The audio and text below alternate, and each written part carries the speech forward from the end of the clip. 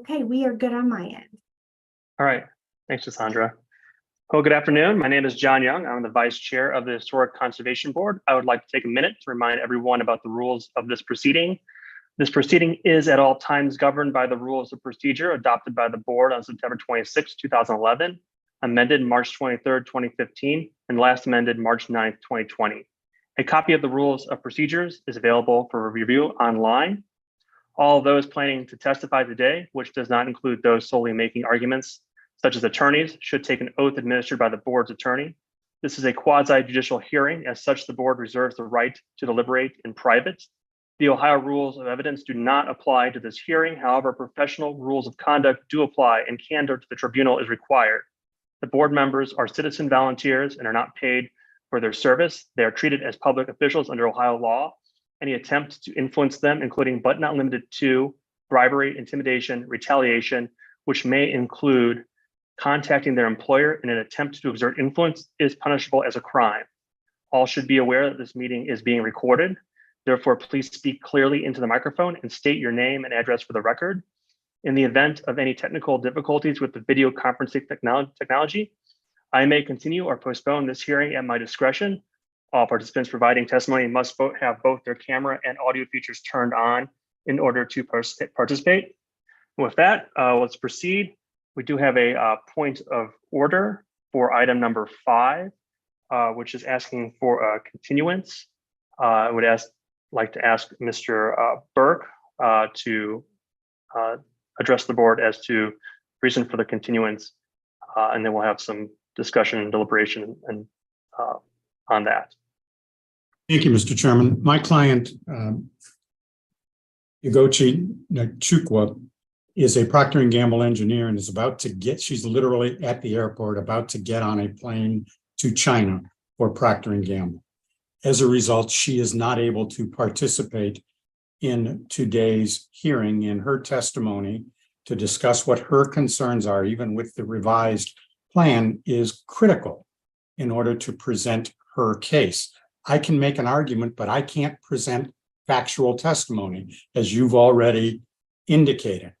I will acknowledge that some progress has been made, some relatively significant progress has been made since this matter was before you just a couple of weeks ago. But there are still some matters that need to be resolved between my client and the applicant. And I believe a 2-week delay would provide the opportunity to do that. If it doesn't work, it at least gives my client the opportunity to have her testimony heard. That's the basis for the request. Thank you, Mr. Burke. Does the applicant have any comments on this request? Yes, Mr. Vice Chair. I'm Jared Howard. I am the applicant. I'm the owner of Henry Martin Limited, and I'm speaking today with respect to the request for postponement. As I'm sure the board recalls, at the last hearing several weeks ago, the neighbor at 1943 Auburn Avenue testified extensively. I mean, the hearing went on for well over an hour, I think, on this point particular, and she gave extensive testimony on it. During that testimony, the neighbor indicated exactly what she had proposed, what her suggestions were, and the plan has been modified specifically to track what the neighbor had indicated would be acceptable to her. That testimony is already out there. All the testimony from the prior hearing is out there. I don't believe additional testimony at this point is necessary from the neighbor, because we have done exactly what she said at the prior hearing on the record would be acceptable to her. And in fact, what she said was it was what had been proposed by her. Of course, now it seems like what Mr. Burke is suggesting is that what the neighbor indicated the last hearing would be acceptable to her is no longer acceptable. But as it is, we have made significant revisions to track exactly what Ms. Ugochi said was acceptable to her. And as such, we think that it's proper to continue along with the hearing today and let the board review the updated plans that are consistent with what we discussed at the prior hearing. Thank you very much, Mr. Chairman. Mr. Howard. Ms. Ugochi has taken part in half a dozen prior hearings before this committee. It's the first time she has been asking for a delay. It's only a short delay, of 2 weeks as compared to the 18-month delay between one proposal and another proposal by the applicant. It's simply not fair to deprive her of the opportunity to be heard on the record. Thank you, Mr. Burke. Does the board have any questions for the applicant or the Mr. Burke? Hearing nothing, is there a motion to continuance this for 2 weeks? No motion.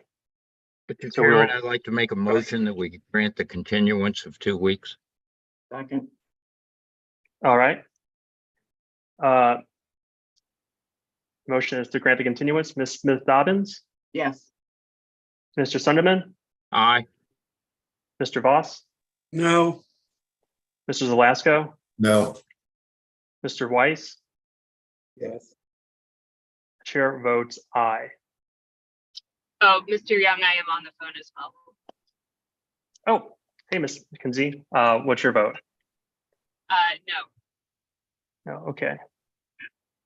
Whew. That's split.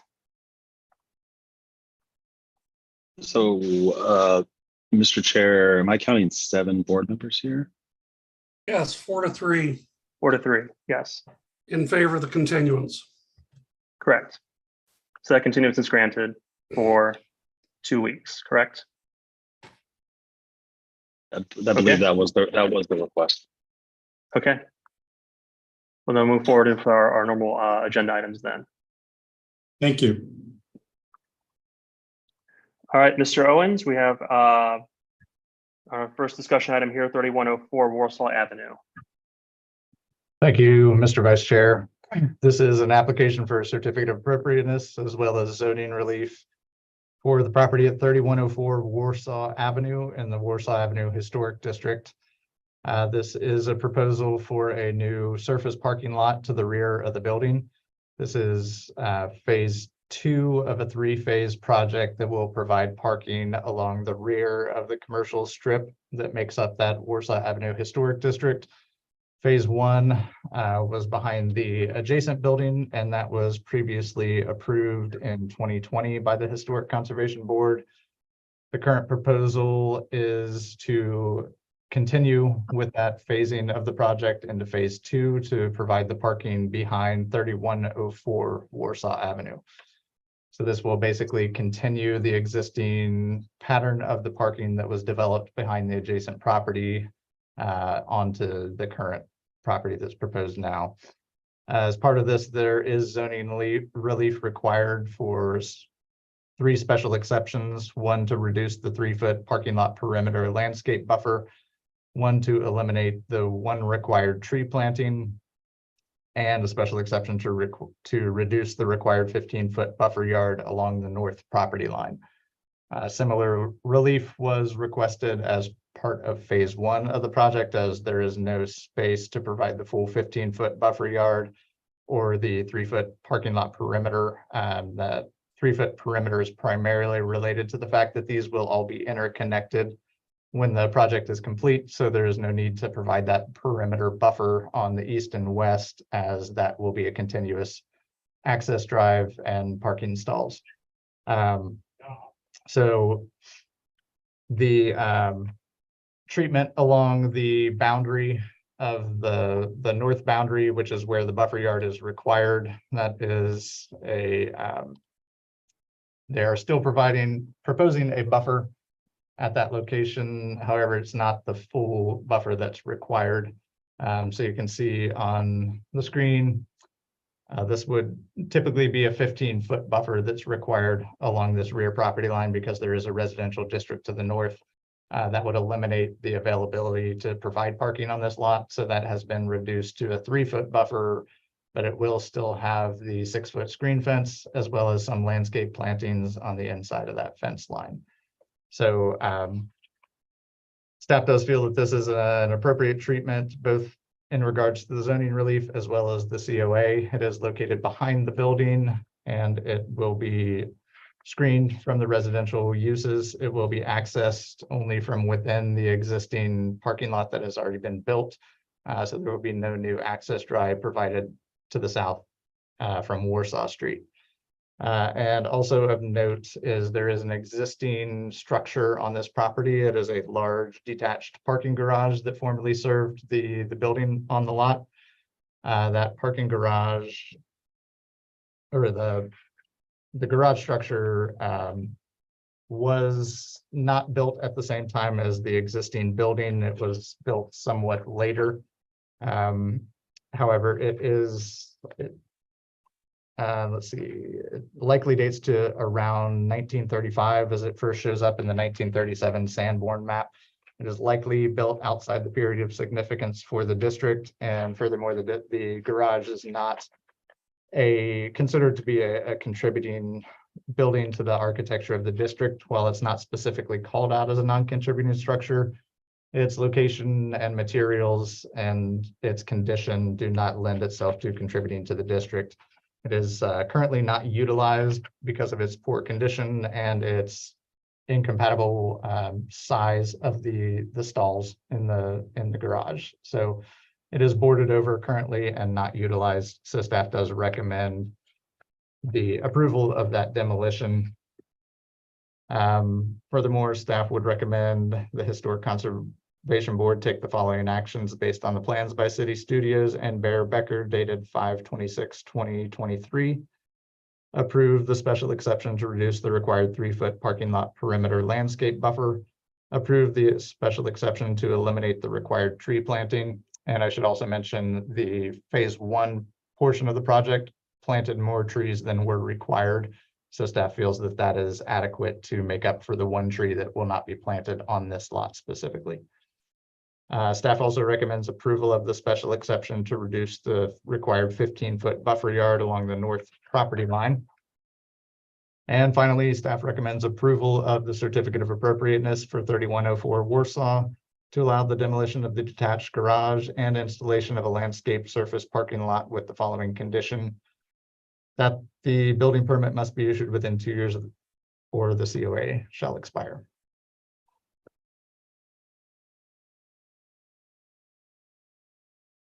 Thank you, Mr. Owens. Are there any questions for Mr. Owens? Hearing none, we do have the applicant present, Ms. Heil. Are you willing to add any additional testimony to the board regarding your proposal? Hi, this is Deanna Heil with City Studios Architecture. I do not have any. Okay. I don't have anything to add to Doug's report. Thank you. Okay, thank you very much. Are there any questions of the applicant from the board? Hearing none, is there any discussion or a motion? Mr. Vice Chair, I'll move that we approve the special exceptions for zoning and the COA for 3104 Warsaw Avenue. Second. Thank you very much, Mr. Lesko, Ms. Smith-Dobbins. Okay, call and roll here. Mr. Sunderman? Aye. Mr. Voss? Aye. Ms. Smith-Dobbins? Yes. Ms. McKenzie? Yes. Mr. Weiss? Yes. Mr. Zelasco? Aye. And the vice chair votes aye as well. Thank you very much. Moving on to the next item. We have 550 East 4th Street. Mr. Owen, take it away. Thank you, Mr. Chair. This is an application for a certificate of appropriateness and zoning relief for 550 East 4th Street in the Lytle Park Historic District. This is an existing non-contributing building in the district that has been undergoing renovations over the past few years. The current phase of the work will include alterations to the streetscape along the front of the building, including the installation of a new proposed ground sign that will be installed on a screen wall that will screen in a handicap accessible ramp that is being placed adjacent to the front entry. I'll share my screen so you can see the location. And so you can see in the image on the screen, the proposed wall and sign location is at this area, with the front entry being located here and the access ramp at this location. You can see a rendering of that wall with the sign on it here, and then a closer up image of that streetscape with the location here in front of the accessible ramp. So initially, this was proposed as a ground sign on a freestanding wall, which required relief both for the ground sign as well as the wall height and opacity. However, after viewing the submitted plans and the renderings with only the address of the property being displayed, it is an exempt sign type per the zoning regulations. So no zoning relief is required for the ground sign itself, but zoning relief is required for the height and opacity of the wall, being a freestanding wall in the front yard of the proposed building. So with that said, a dimensional variance of 0.33 feet is required to allow a wall of 6.33 feet in height in excess of the 6-foot limit. And a dimensional variance of 50% is required to allow a 100% opaque wall in the front yard exceeding the 50% opacity limit. So being that this is a non-contributing building that has been undergoing renovations over the past several years that bring the building into greater compatibility with the surrounding district, staff feels that the proposed wall height and opacity are generally appropriate to the district. The wall will, as I said, screen the accessible ramp and provide the required railing on that ramp as people access that main front entry, which is accessed by several steps from above grade. So the wall will be built to match the existing architecture of the building. It is brick in a similar style and color of brick as the existing building, as well as the new landscape walls that have been placed in that same street front area.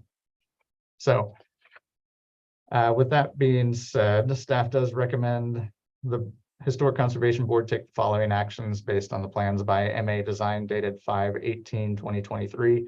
Approve a dimensional variance of 0.33 feet to allow walls of 6.33 feet in height in the front yard, and approve a dimensional variance of 50% to allow a 100% opaque wall in the front yard exceeding 50% opacity limit. And staff also recommends approval of the certificate of appropriateness for 550 East 4th Street, including any revisions submitted for permit subject to staff review and approval, with the condition that the building permits must be issued within 2 years of the decision date or the COA shall expire. Thank you, Mr. Owen. Are there any questions for staff from the board? Mr. Owen, I noticed that there was some of the neighbors showed up at the pre-hearing. I'm making the assumption that they had no problems with this. There was no opposition noted specifically at the pre-hearing. Okay, thank they you. were mainly looking for information on the project.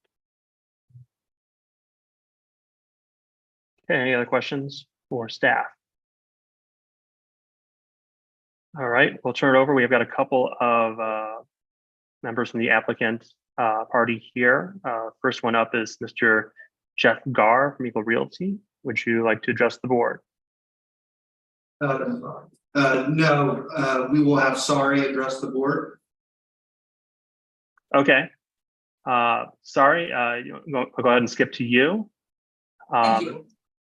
If you are addressing, you do need to get sworn in by our staff attorney. Okay. Sorry, if you could raise your right hand.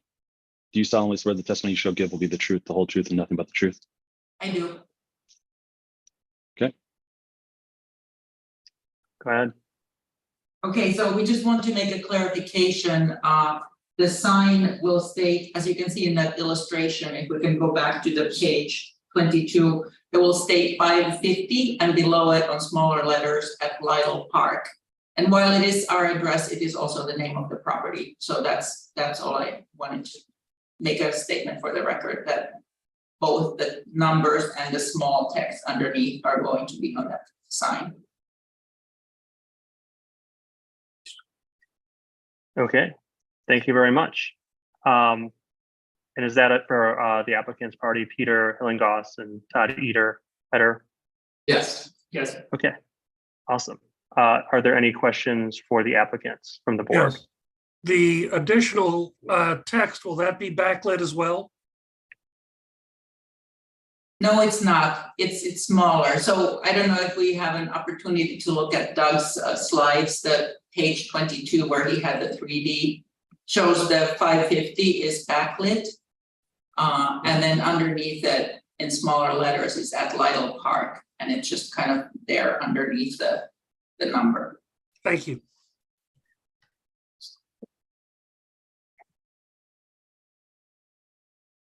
I'm just going to annotate. Oh, never mind.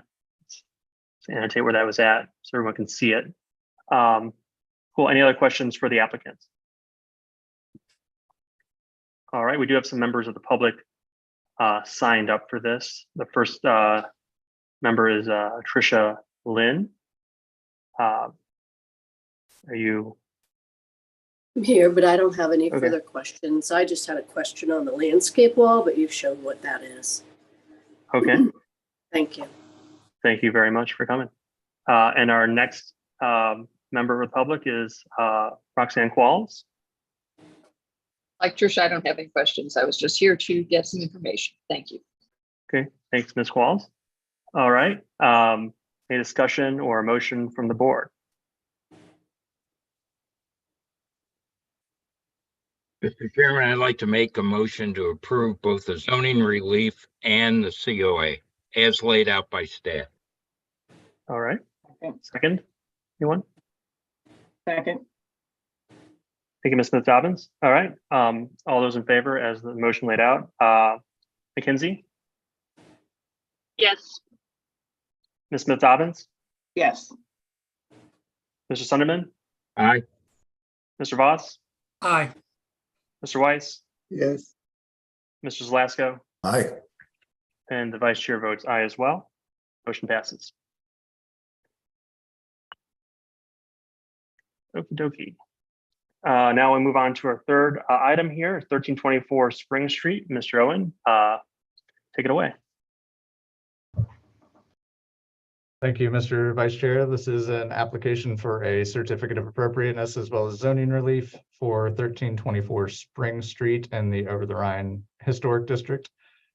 This is a modification to a plan that was previously approved by the Historic Conservation Board for new infill construction on these lots. This previously came before the board in 2020. With a proposal of 3 attached row houses on this site, with the southern unit being having a larger footprint than the remainder. The applicant has revised those plans. Instead of having 3 overall townhouses, they have subdivided that larger unit into 2 separate units.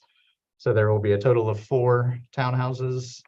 2 that were previously approved and under construction, and the 1 larger unit that has been now subdivided into 2 separate units.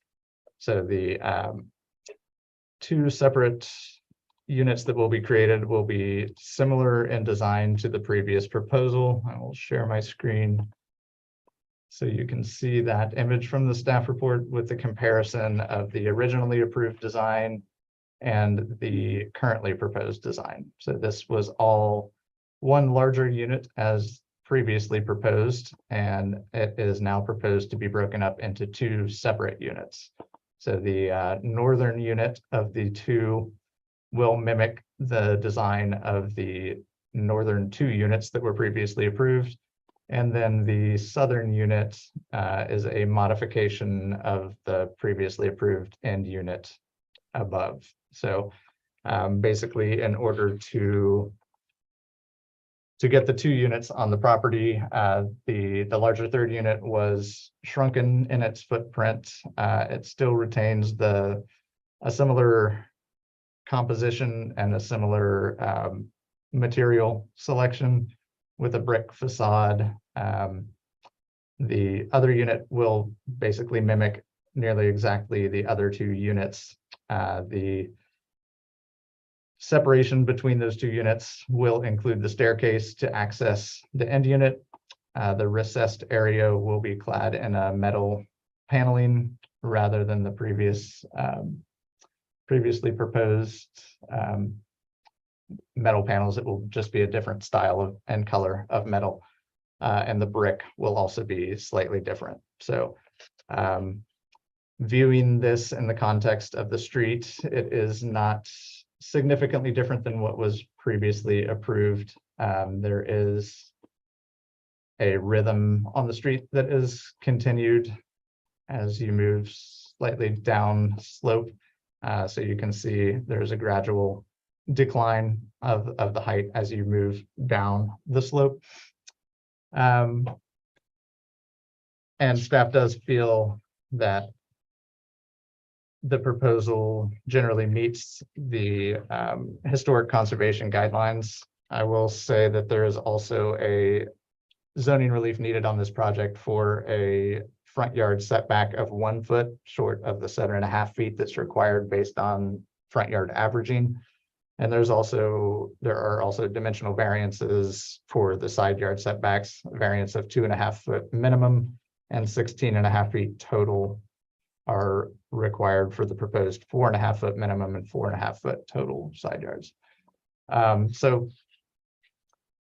this section of Spring Street is fairly varied as far as both building types, building heights, as well as setbacks. And even on the original lot, the historic buildings that were formerly located in this location had varied setbacks, some extending nearly to the street, with others having a fairly significant setback. So this is common up and down Spring Street. So having the additional setback proposed for the end unit, staff feels is consistent with the general pattern of development along the street.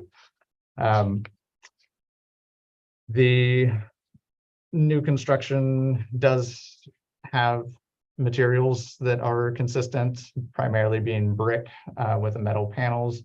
The northern unit of the two will match the top treatment of the solar panels that extend slightly, forming a modern take on a cornice.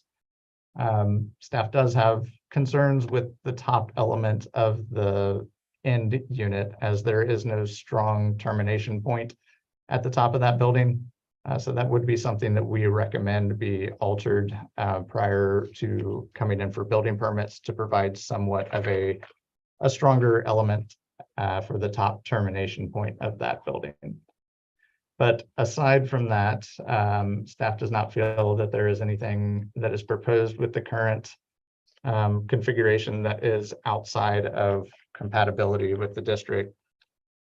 So staff does recommend approval of both the zoning relief as well as the certificate of appropriateness.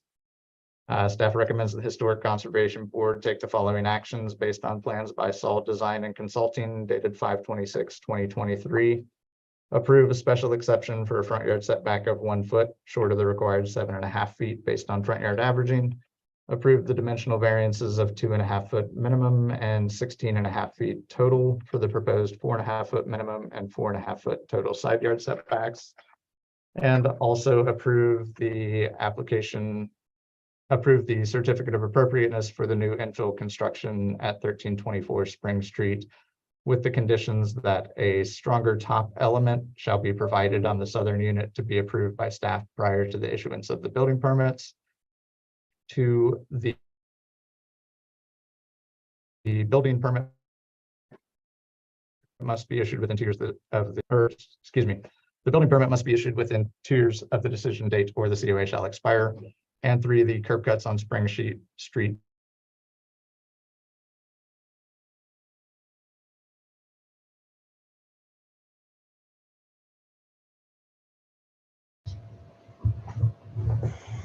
Mr. Owen, could you repeat the last thing you said? You kind of cut out there. Yes, the last condition. Yes.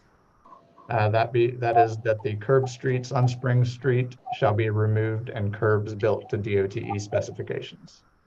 Okay. Thank you very much. Are there any questions for staff on this? I do have a comment, Mr. Vice Chair. Go ahead.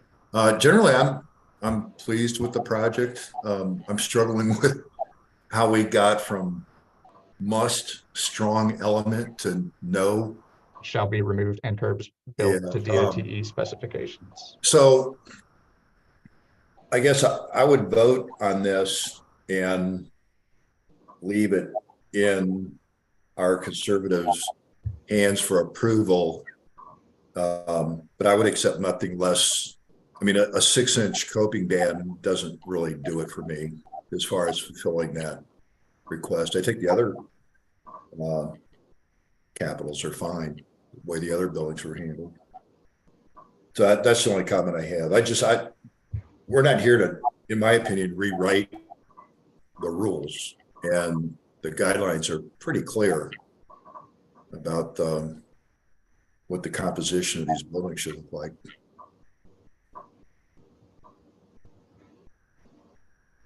Thank you. Thank you very much. Any other comments or questions for staff? All right. We do have the applicant, Mr. Rathod, who's with us. Do you want to provide any additional information, testimony for the board to hear? Yes. Yeah. Thank you, John, and thank you, Doug, for providing that detailed summary. Can you guys hear me? We can hear you, but we're going to get you sworn in. Oh, yep. If you could raise your right hand. Do you solemnly swear the testimony you shall give will be the truth, the whole truth, and nothing but the truth? I do. Go ahead. Yes. Yeah. Thank you, John, and thank you, Doug, for that detailed summary about the project. Only a couple of things I'd like to add. Yeah, I'm the owner of the project. So this is an owner-occupied project. This is actually my home. The fourth home that's being proposed is my house. Originally, we had proposed 3 homes.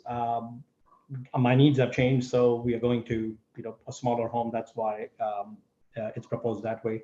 One item I wanted to add was that the Sanborn map that Doug had shared, Urban Conservator had shared, actually showed 4 homes historically on those locations. So what is being proposed is more accurately representing of what the infill was previously in that location.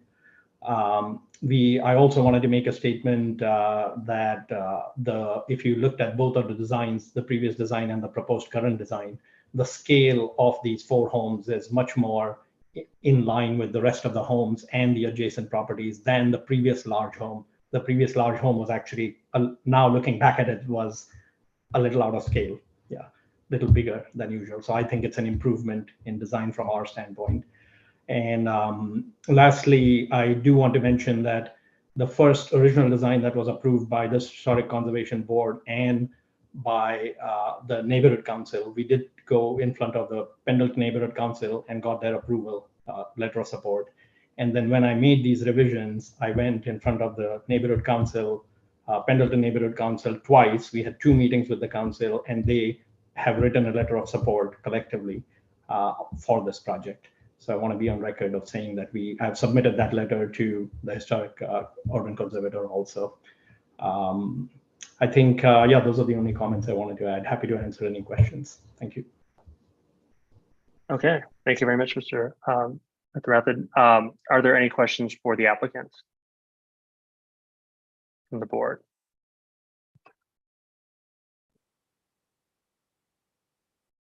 So I have an architect sign up. His name is Carl Sterner. Are you associated with the project, or are you speaking as a member of the public?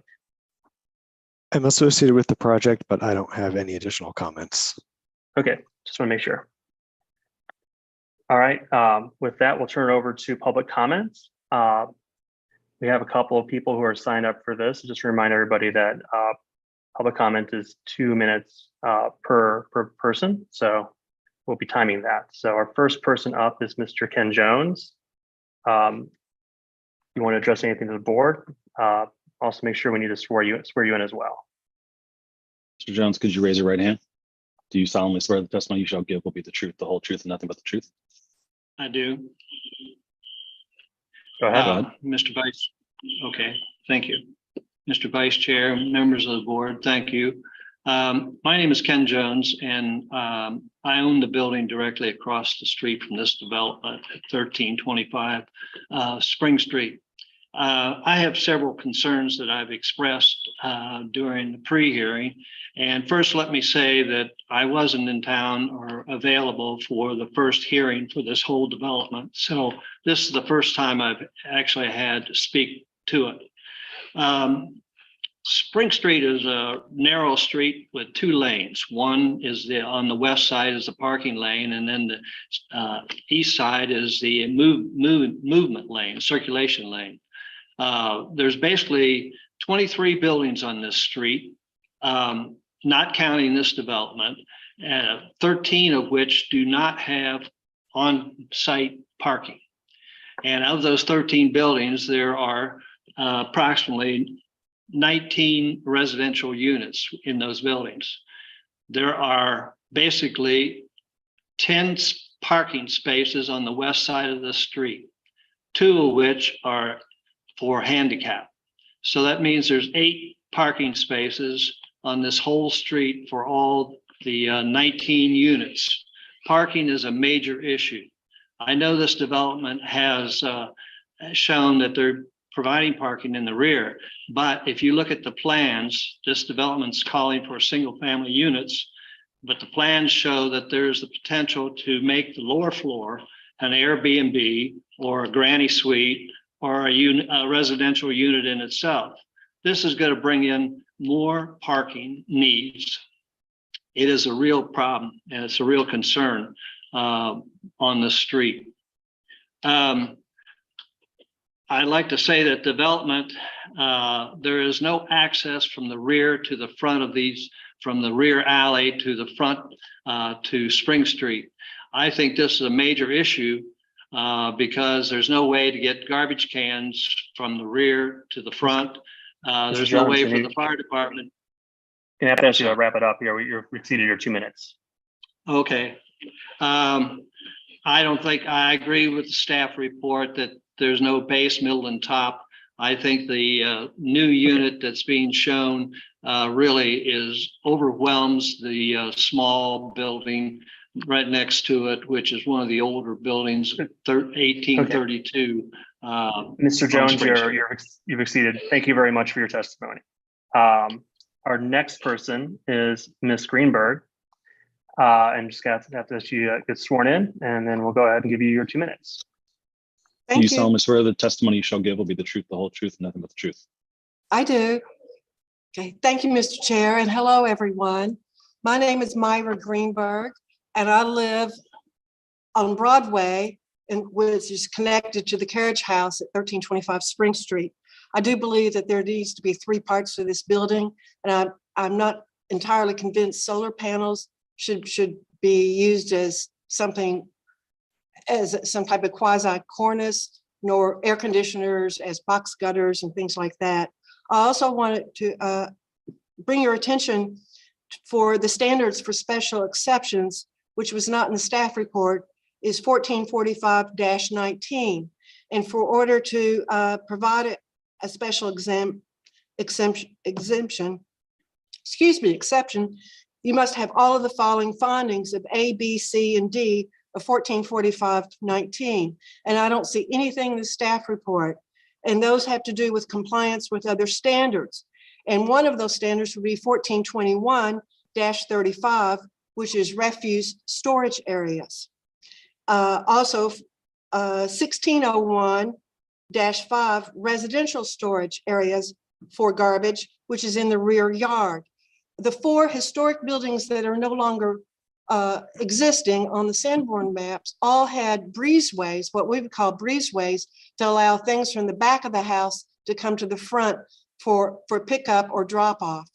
We believe that having garbage bins at the front door will end up with a pest infestation and then rat control. We do have these problems in Pendleton, believe me. 1601-3 is accumulated waste. 1601-17 is vermin control. And if these are not addressed, these become more and more serious misdemeanors. I'm very disappointed that for this special exception, The standards are not being met and actually nullifying the law. I put in my written statement exactly why garbage at the front door is not acceptable, because people do Greenberg, get into it. And we're gonna have not to ask you to wrap it up. Okay, Okay. thank you very much. So I would Thank you very hope much. that you would not approve this. Thank you very much for your testimony, Ms. Greenberg. Thank you. All right. Does the board have any questions for the applicant or staff after hearing testimony or discussion or a motion? Could, Mr. Vice Chair, could, Mr. Owen, could you expand on the waste and garbage issue that Myra brought up? Yes, so the refuse storage is proposed to be beneath the staircase that extends up above that basement level. So it will be screened from the street. It will technically not be located in that front yard. It'll be below the staircase that extends up. So it is screened from the front when viewed from the street. And just a note on the standards as addressed in the staff report, that section 1435-05-4 is the standards for zoning relief for properties in historic districts. So those are the standards that these special exceptions were addressed under. Thank you, Mr. Owen.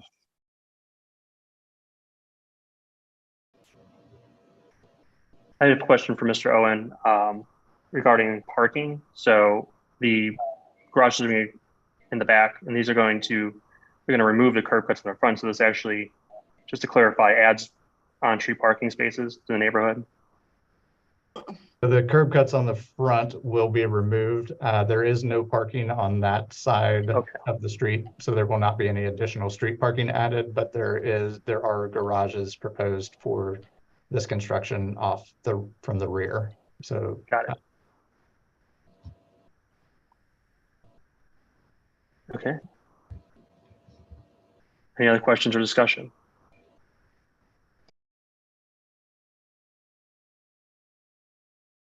Does anybody have a motion?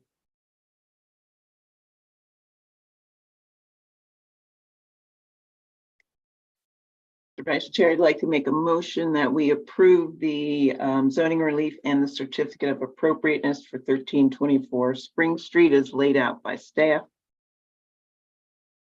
I'll I have a motion. Second. All right. All right. Roll call vote in favor of the motion. Zalaska. Aye. Weiss. Voss. Mr. Voss. Aye. Mr. Sunderman. Aye. Ms. McKenzie. Aye. Ms. Smith Dobbins. Aye. And the vice chair votes aye as well. Motion passes. All right. On to our next item on the agenda here is 311 Mulberry Street. Mr. Owen. Go ahead. Thank you, Mr. Vice Chair. This is the continuance of a project that was previously heard by the board a couple of weeks ago. This is for new infill construction on Mulberry Street, 311 Mulberry Street in the Over the Rhine district. And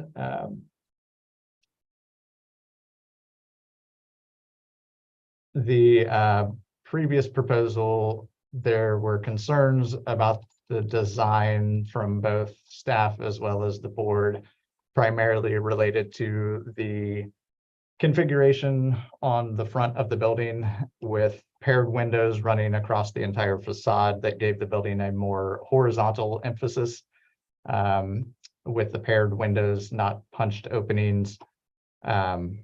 So the applicant has revised the plans to reduce the amount of windows that are on that front elevation.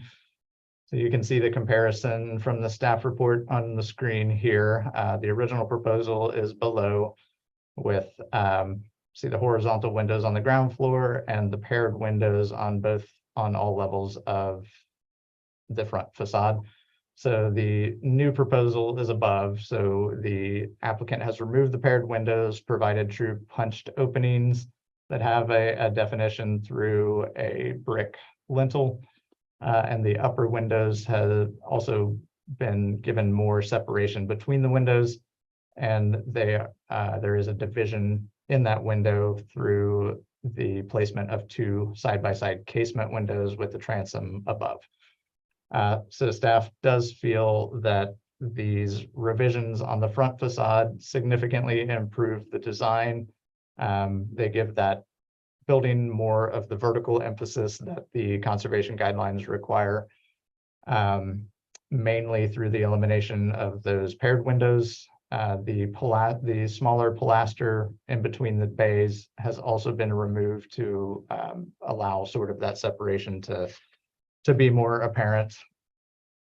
Additionally, the applicant did change the west side elevation, which would be the more visible elevation because it is along the steps, the right of way for the steps, which is likely not to be developed anytime soon. So while it still does have that same fiber cement panel system, it is that sill bonnet system, which is a higher quality fiber cement panel. And the applicant, that was the same as originally proposed, but the applicant has added additional window openings along this elevation to help break up that more blank wall along that side. So those are the main changes that are visible from the street. On the rear of the building, there were some modifications as well, primarily to how the spiral staircase is integrated into that rear of the building, which was more open and visible previously. Other than that, the building remains fairly the same. The height has not changed. As discussed at the previous meeting, staff does not have concerns with the 1 foot of additional height, the variance that is needed for that. Based on the surrounding context of the building, the majority of the buildings in this area, especially the infill construction, does exceed the 30-foot height. So staff does not have major concerns with that additional 1 foot of height. So staff does feel that this is a significant improvement from the previous design, and with the changes to the front facade, giving it more of a vertical emphasis, I am comfortable with the recommendation of approval on this project. So with that being said, staff recommends the Historic Conservation Board take the following actions based on the drawings submitted by Terry Bowling, architect, dated 6/27/2023. Approve a rear yard setback of dimensional variance for a 0 foot rear yard setback short of the 20 feet required. Approve a special exception for a front yard setback of 0 short of the 2.5 feet required. And approve a dimensional variance of 1 foot for the proposed height of 36 feet. Staff also recommends approval of the certificate of appropriateness for a single-family residential building located at 311 Mulberry with no conditions. So that is staff's recommendation. Thank you, Mr. Owen. Does the board have any questions for Mr. Owen? All right, hearing none. We'll turn it over to applicants. Discussion, applicant address, Mr. Bowling, excuse me. Do you have anything to add to the application? No, thank you. I don't have anything to add, but happy to answer any questions if there are any. All right, thank you very much. Mr. Vaughn, owner, do you have anything to add to that? Trust the board with? No, thank you, sir. Okay. And Ms. Zadig? Nothing? Okay, No. well, thank you. We have Mr. Jacob Burnins. No comment. Okay. And just to be clear, you're part of the design team for this? Yes, I am. Okay, cool. Excellent. Are there any questions from the board for the applicant and his team or their team? Okay. Hearing none, we'll move it on to public comment. Once again, that's 2 minutes per person, and if we'll also have to swear you in for testimony. First up is Miss Caroline Key. Hello? Ms. Key, if you could raise your right hand. Did you want to add a comment? Yes, just briefly. Okay. Do you solemnly swear the testimony you shall give will be the truth, the whole truth, and nothing but the truth? I do.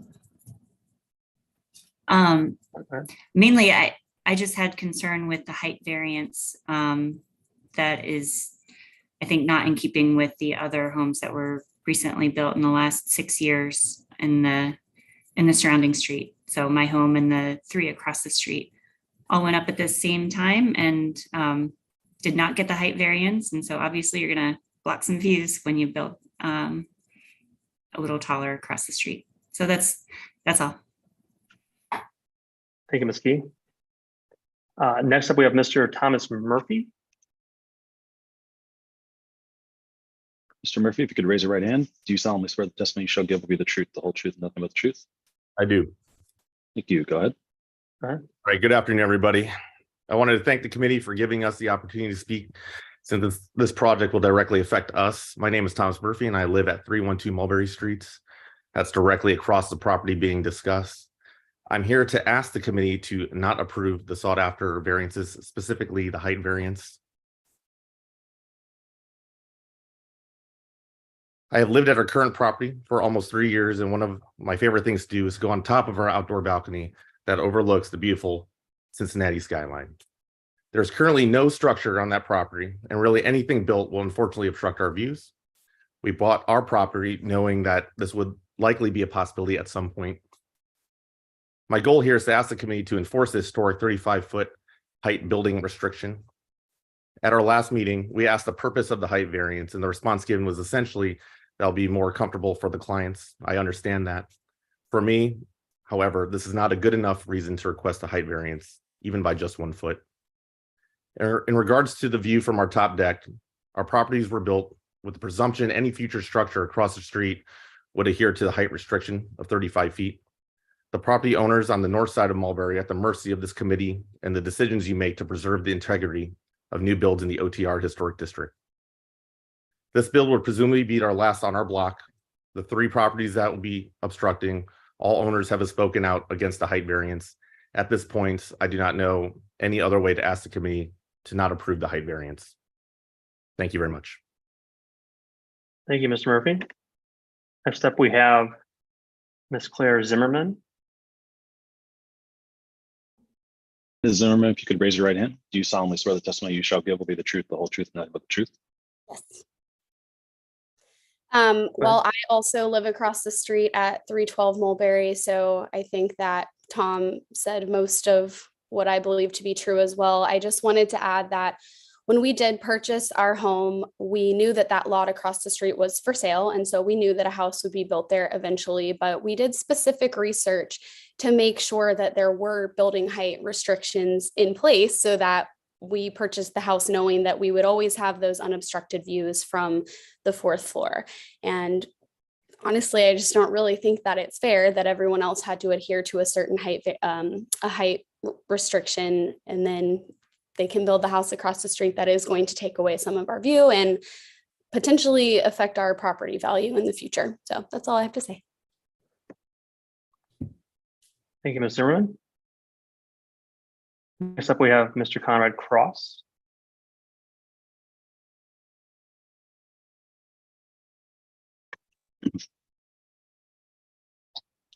Okay, sorry, I had to pull over. I was driving. I'm good now. Yeah, basically, I live Cross, right across. Mr. Cross, Yes. I need to swear you in. Sorry. Can you confirm that you are stationary? The car's not moving. I am parked. Yep. Okay, Sorry. great. If you could raise your right hand. You solemnly swear the testimony you shall give will be the truth, the whole truth, and nothing but the truth? I do. Okay, go ahead. Go ahead. So I'm across the street at 314 Mulberry. We were the first to build up there in the new builds. So we took a significant chance on that whole area. I mean, there was no neighbors, nothing around at the time. Part of our building at 314 was cited in some of their cases for height variances, and there was really no one around to ask for a height variance. There wasn't anybody at the hearing, no issues. But we were always under the assumption that we could have a say in any height variances going in across the street. I think that, there's enough support with the neighbors this is going to be impacting. It should be really considered in your decision in approving this project. Like I said, just the comfort of one family and one story of height is going to put out three other whole households and families for what we considered would be there forever. So that's really all I had to say. I think everybody else has said the same sentiments. Thank you, Mr. Cross. Next up, we have Ashley Tusink Cross. And just make sure you got sworn in. Okay, go ahead. You could raise your right hand. Do you solemnly swear the testimony you shall give will be the truth, the whole truth, and nothing but the truth? I do. Okay, thank you. So I also live at 314 Mulberry Street with my husband, Conrad, who just spoke. Again, for the background, we were the first of the new builds on the Mulberry and Sites projects, you could say. Over the past 5 years, there's been a lot of development on that land. I first of all want to thank the committee and the architect for the changes in the original design to what was presented today. But again, like my neighbors, I'd really like to step back from the design aspect and focus on the height variance that's being requested. If you recall from the last meeting, we learned that for whatever reason, the south side of Mulberry is exempt from the Hillside Overlay District. This is really important because in the reports, everyone keeps saying, oh, it's just 1 foot. Had they been on the north side, this would have actually been an 8-foot height variance. So taking a step back, our house and the other houses on Mulberry, we built in a conservative way to help overcome possible builds across the street, but also to be respectful of any possible development behind us. I would ask that given that the proposed house is the last house on Mulberry to be built on this 300 block, that we ask the future homeowners to be considerate and respectful to their neighbors and follow the guidelines and minimize the obstruction of the views across for these pre-existing homes. I think it's obvious, I speak for myself and my neighbors, we all built and purchased our homes knowing that there would be a build in this place across the street, but I think we were all reassured by the fact that this committee existed and was there to possibly enforce these height restrictions. Because the other residents are established, speaking on the north side of Mulberry Street, I find it's really important to ask that 311 remain in adherence with the height restrictions and that the height variance requested not be granted. I really think this is an egregious ask of the homeowners, especially given that the majority of the back of their house is all windows, already providing them panoramic views of the city.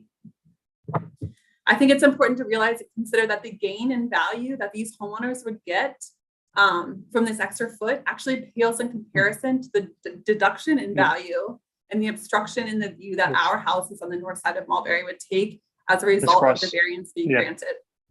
Need to wrap it up where you're exceeded your 2 minutes. Great. So in summary, we just ask that the 1 foot height variance be denied because it doesn't fit the restrictions, but it's really the right thing to do with respect to the current neighbors and the value of our homes and our own personal enjoyment of the city. That is all. Thank you. Thank you very much for your testimony. All right. Are there any questions from the board or discussion at this time? I'm wondering, Mr. Vice Chair, could Mr. Bowling comment on why we need the extra 1 foot? Could that be squeezed out of that building? What would that complicate? Mr. Bowling, let me get you sworn in. If you could raise your right hand, do you solemnly swear the testimony you shall give will be the truth, the whole truth, and nothing but the truth? I do. I mentioned this at the last review. It's simply a question of stacking up spaces and construction systems. So, we're originally, when I was looking at the design, we would love to have 9-foot ceilings on the lower 2 levels, but in order to squeeze everything in and to get a reasonable roof deck, we're sacrificing interior space and going with 8-foot ceilings and 2-foot structure. And when you add all that up and have the required 36-inch guardrail at the top, that's 36 feet. Now, I understand the concerns from the neighbors, obviously. A building in an empty lot, blocking a view is a big deal. I truly don't believe that 12 inches is going to make a difference in their view. and besides that, or I would say in addition to that, I'm under the understanding that several of those neighbors have been given that variance as well. So some of those buildings have received the 36-foot or so variance as well. So I'm not sure why on this particular site it's an issue for them. I appreciate that. I do. I was under the understanding guardrails were 42 inches. Am I Residential, sorry, I didn't mean to interrupt. Residential is 36. Okay. Appreciate you clarifying that.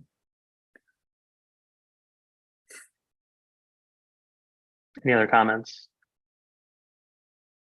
Yeah, we certainly have been, as a board, relatively free and easy with variances. On the other hand, this is a case where I think people have a right to expect that the guidelines will be followed. So I would be disinclined to grant the variance as far as height. I agree with Mr. Voss. I do too.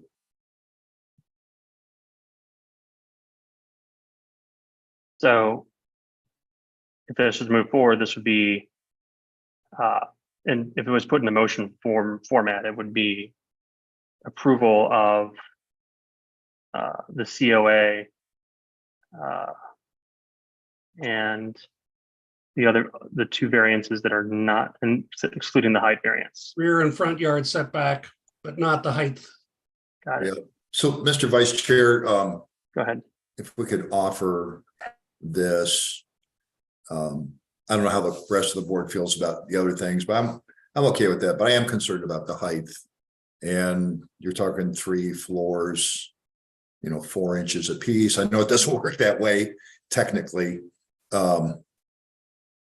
but I think somehow what I'd like to offer is a motion to table for a couple of weeks, 30 days, and give Mr. Bowling a chance to get in compliance with the building height.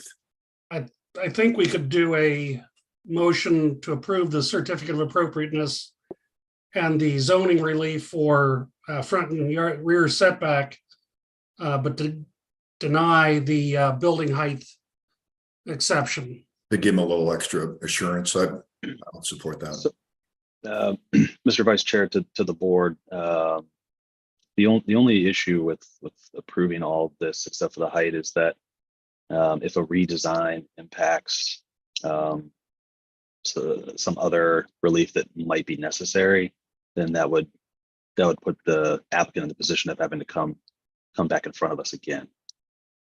Well, then it's a question to the applicant as to whether they would like to table or have a motion. Without having the benefit of consulting my clients, I believe that I would like to get it approved and we could deal with the height issue. And that's a very simple move by reducing the height of the brick, at the point on the upper levels, because the lower levels will remain the same. I think that would be more straightforward than coming back. It's a very minor design change, to be honest. And I think we can absorb that in the upper floors if we have to. So I would prefer to just get it approved if we can, with the exception of the 35-foot zoning clause. Mr. Vice Chair, I move that we approve the certificate of appropriateness as laid out by staff, approve the zoning relief for front and rear yard setback, and deny the zoning relief for exceeding the height restrictions. Is there a second? Second. All right. I'll go ahead and call roll here. Mackenzie? Yes. Ms. Smith-Dobbins? Yes. Mr. Sunderman? Aye. Mr. Voss? Aye. Mr. Weiss? Yes. Mr. Zelasco? Aye. And the vice chair votes aye. That moves forward with some modifications. Okay. Well, looks like we have nothing else on the agenda except for a motion to adjourn. So moved. All right, all in favor? Aye. Aye. Aye. Okay. We'll see you guys in a couple of weeks. Take care. Thank you. Thanks, Take care. guys. Thank you very much. Bye.